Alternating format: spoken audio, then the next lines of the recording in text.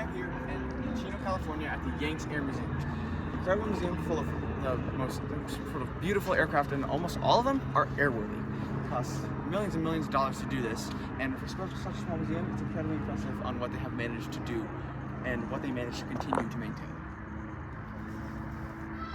This museum is pretty different from all the other ones because most of the aircraft you see in this room, especially the one behind me, they aren't just here on static display. They are here for restoration, and they are airworthy.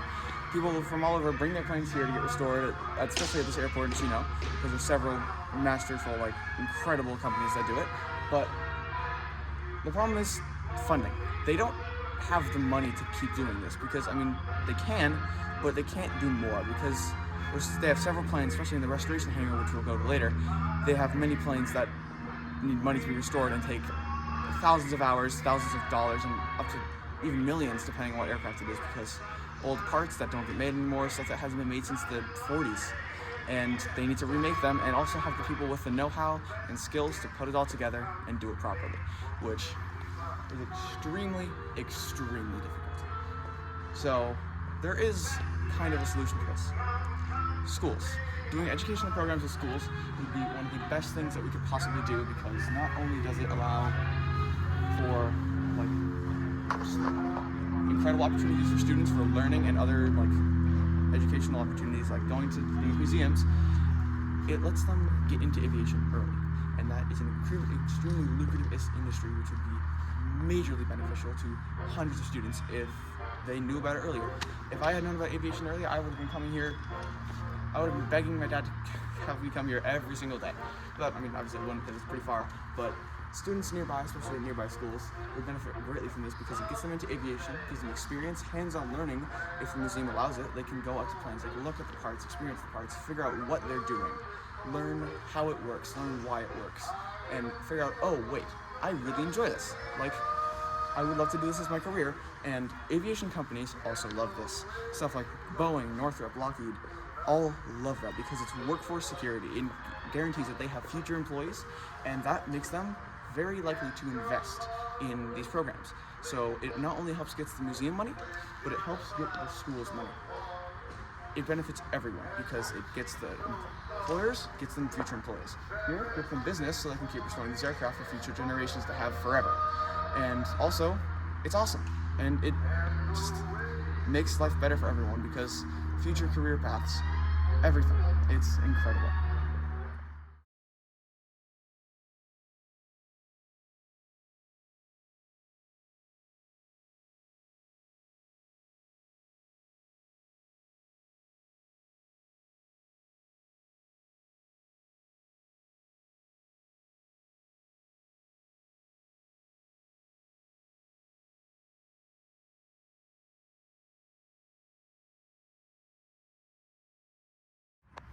Some could say that maybe these programs wouldn't benefit everyone because not all these kids are going to be going into aviation in the future.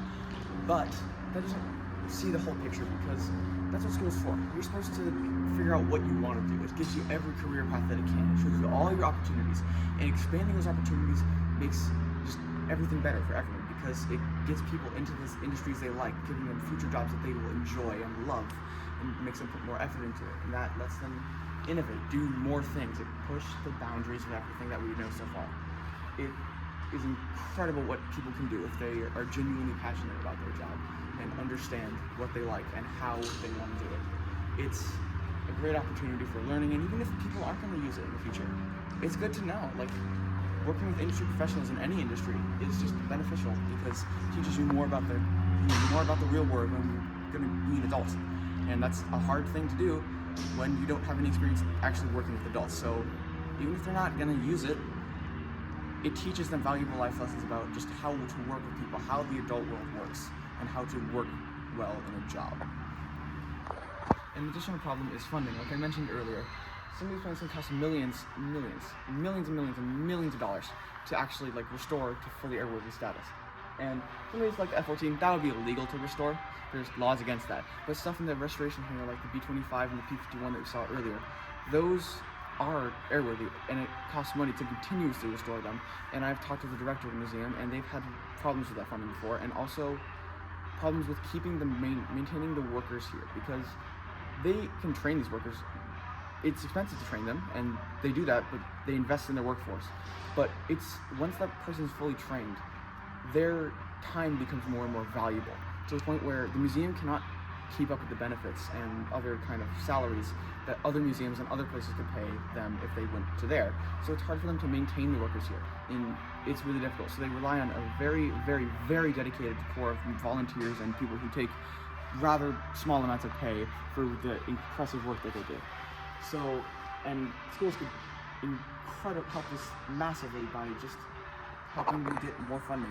The schools could pay, or maybe no one pays for it, and the companies, like the aviation companies, that realize, oh, these people are getting interested in the work that we do, so they might in the future come to us, and they pay for it, and then these places can get sponsorships from them, and so can the schools, and everyone gets the money they need to keep doing the work that they do. So and look at it, it's incredible.